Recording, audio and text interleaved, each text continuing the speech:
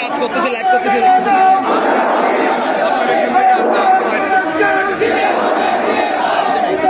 আমরাও তো লাইভ করবো। আপনি আমাকে ডিস্টার্ব করে তো আপনার কাজ করতে পারবেন না, তাই না? আপনার পেজের থেকে আমাদের পেজ কি কম নেই? একবারই কথা বলছি, আমি তো এই কথা তো আপনার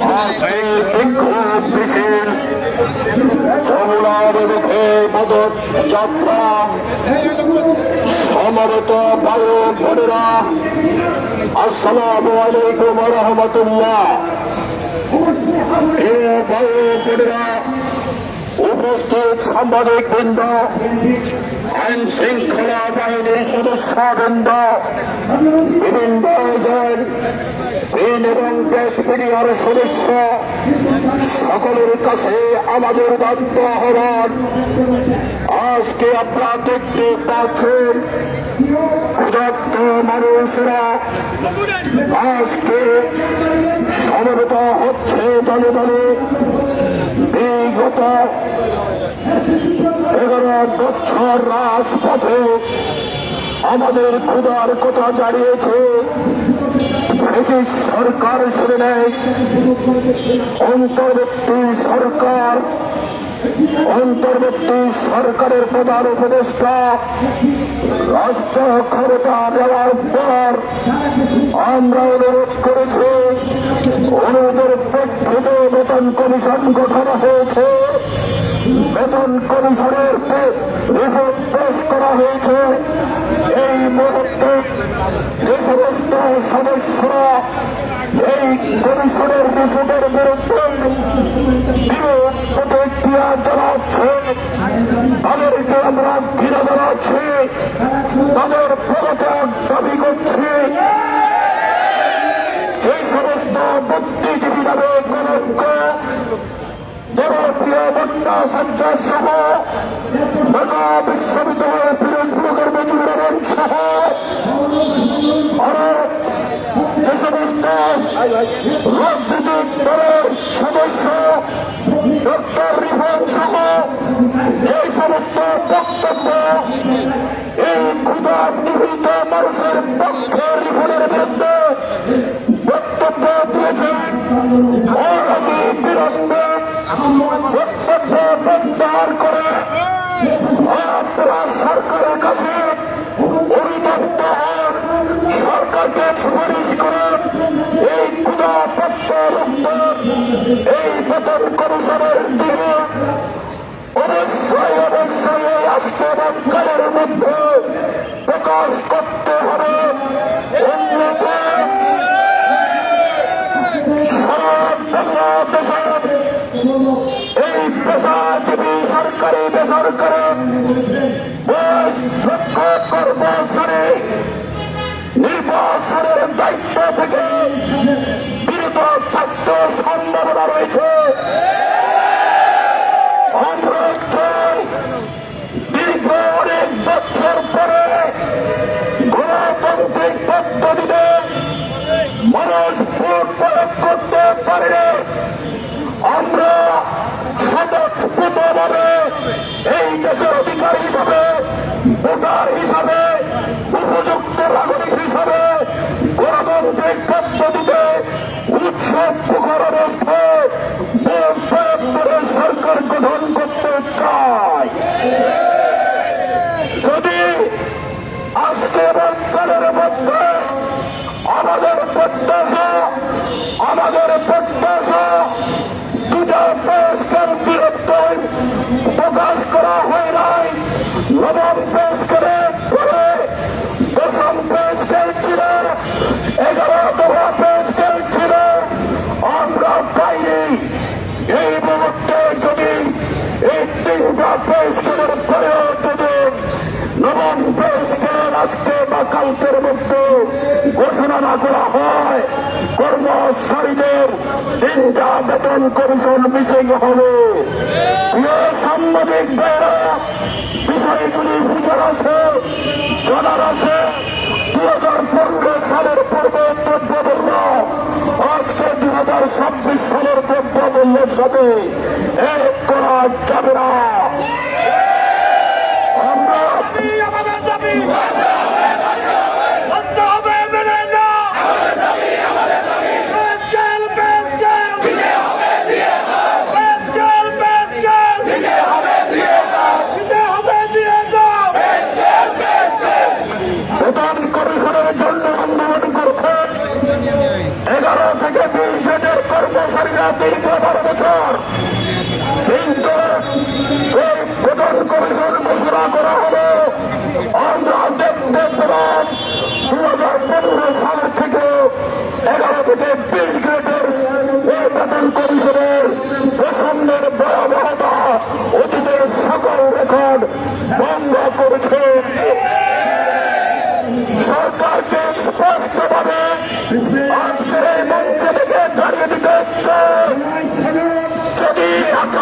দিনের মধ্যে এসব নিরসন করে আমাদের বেতন কমিশনের আদেশ প্রকাশটা করা হলে 22 লক্ষ কর্মরত এই নির্বাচনের দায়িত্ব থেকে বিরত থাকবে।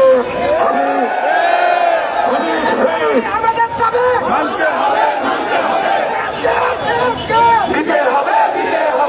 সরকারকে বিনয় সহিত অনুরোধ করব, এমন কোন প্রত্যাশিত এই দাবি ঐক্য পরিষদ সিদ্ধান্ত নেই, এটা আমরা চাই না।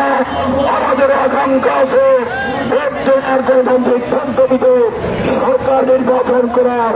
আমাদেরকে বাধ্য করবেন না নির্বাচন থেকে সরে দাঁড়াবার জন্য, নির্বাচনের দায়িত্ব থেকে সরে যাওয়ার জন্য। আগামীকালের মধ্যে দেশের গেজেট বৈষম্য মুক্ত করে ঘোষণা করার আহ্বান করে আমার বক্তব্য শেষ করছে। সবাইকে ধন্যবাদ। আসসালামু আলাইকুম রহমতুল্লাহ। এই পর্যায়ে বক্তব্য রাখবেন জনাব গুলজার হোসেন, ঢাকা ওয়াসার পক্ষ থেকে। জনাব গুলজার হোসেন, ঢাকা ওয়াসার পক্ষ থেকে। আমরা একটু ওই জায়গাটা একটু লম্বা করি।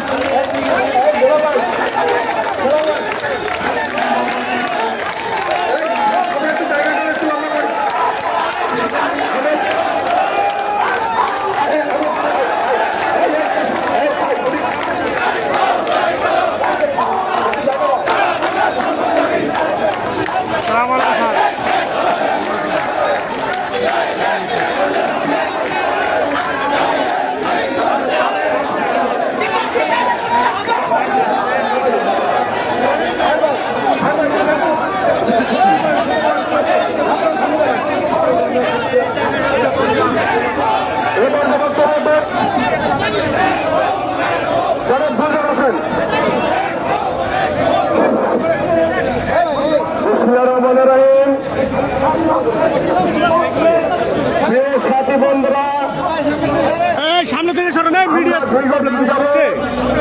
কে পাগলা। একটি জাতীয় পিএসকে নিয়ে আমরা আন্দোলন করে যাচ্ছি। আমাদের বর্তমানে সরকার প্রধান ডক্টর ইউনূস সাহেব এবং অর্থ উপদেষ্টা দুজনের সমন্বয়ে আমাদের এক এক সময় এক এক ধরনের আশ্বাস দিয়ে আসছে। আমরা ঢাকা শহর তথা সারা বাংলাদেশে আমরা তৃতীয় চতুর্থ শ্রেণীর কর্মকর্তা কর্মচারী যারা রয়েছে, দেশের যে দ্রব্যমূল্য ঊর্ধ্বগতি আর আমরা যে বেতন পাই, সে বেতনে আমাদের সংসার চলে না। আমরা চাই আমাদের এই ছেলেমেয়েরা ভালো একটা শিক্ষা প্রতিষ্ঠানে লেখাপড়া করুক, সেটাই সরকার চাচ্ছে না। কিছু সংখ্যক দালাল রয়েছে, এই দালালরা এই দেশকে নিয়ে চালবানা করছে। প্রিয় সাথী বন্ধুরা আমার, আমি বলতে চাই 12ই আগস্ট 12ই ফেব্রুয়ারি জাতীয় সংসদ নির্বাচনের আগে আমাদের বাস্তবায়ন করুন এবং গেজেট আকারে প্রকাশ করুন। অন্যথায় সারা বাংলাদেশে জাতীয় সংসদ নির্বাচনে সকল কর্মকর্তা কর্মচারী যাদেরকে দায়িত্ব দেওয়া হয়েছে, সেই দায়িত্ব থেকে অভ্যন্তরীণভাবে দায়িত্ব পালন করবে না। কাজেই এই দাবি যদি 12 তারিখের আগে মেনে নেওয়া হয়, আমরা কঠোর আন্দোলনের ঘোষণা দেব। আমরা সারা বাংলাদেশ ব্যাপী আমরা দেশ অচল করে দেব।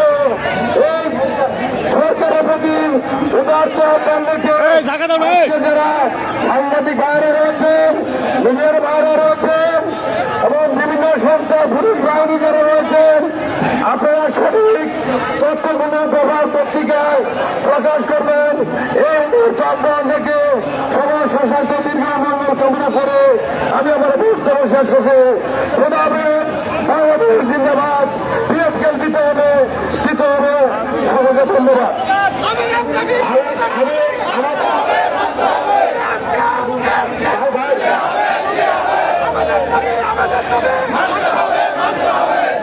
আমি চাই আমাদের ডান পাশে একটা মিছিল আছে, আমি তাদেরকে অনুরোধ জানাবো,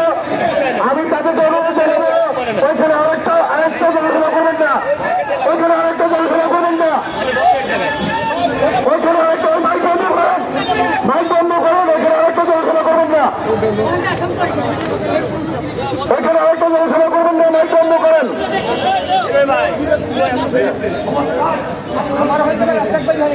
সহকারীবৃন্দ, আপনারা ইতিমধ্যেই দেখেছেন আমাদের এক কর্মচারী ভাই জীবন চালাতে না পেরে এখন রাস্তায় বিভিন্ন ধরনের পণ্য বিক্রি করেন। ইতিমধ্যেই তাকে নিয়ে বিভিন্ন নিউজ চ্যানেলে প্রতিবেদন প্রচারিত হয়েছে। আমাদের সেই নিয়ামুল মোল্লা ভাই তার মাকে নিয়ে ফরিদপুর থেকে আমাদের সাথে অংশগ্রহণ করতে এসেছেন। তার মা আবেদন বেগম এখন আপনাদের সামনে কিছু বক্তব্য তুলে ধরবেন। আমাদের এই শ্রদ্ধা মাকে তার বক্তব্য দেওয়ার জন্য অনুরোধ জানাচ্ছি।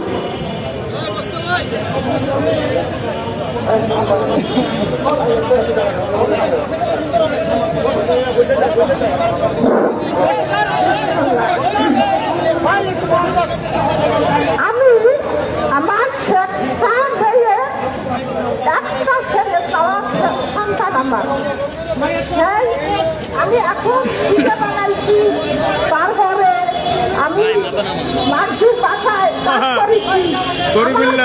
সরকারি হইলে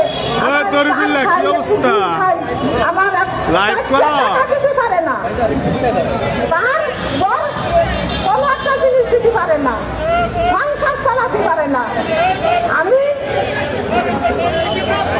আমি এখন আইছি আপনার কাছে যে ফরিদপুরের থেকে আমি আইছি। আমার জনগণের স্ক্যান না পাওয়া সত্ত্বে আমি কিছুতেই আমার জনগণের কিছুতেই ভোট দিতে দেব না। আমার জনগণের মা, কতজনের মা না খাইয়ে থাকতেছে, কতজনের মা খাচ্ছে, কতজনের মা মারা যাচ্ছে, তার একটা বাস দিতে পারে না, ভালো একটা কাজ দিতে পারে না। সরকারের মা খুশি চালায়, বিমানে ওঠে, সব জায়গা যায়, সব কিছু করে। আমার এই জনগণের কোনো কিছু না পাওয়া সত্ত্বে, আমার স্ক্যান আমার হাতে না পাওয়া সত্ত্বে আমি কিছুতেই ভোট দিতে দেব না।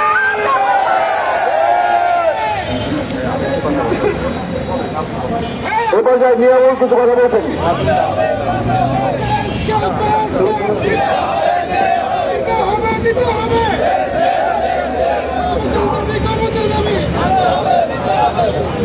আসসালামু আলাইকুম সংগ্রামী সাথী বন্ধুরা, বাংলাদেশের বিভিন্ন জেলা থেকে আজকে প্রেস ক্লাব থেকে অংশগ্রহণ করতে আসছে, আমিও আসছি, আমার মাও আসছে।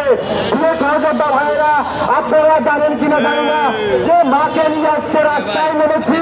এই মা সারা বাংলাদেশের মানুষ দেখছে, রাস্তায় রাস্তায় কাজ করছে, পিঠা বিক্রি করছে, মানুষের দুয়ারে কাজ করে আমাকে খাওয়াইছে, আমাকে পড়াইছে।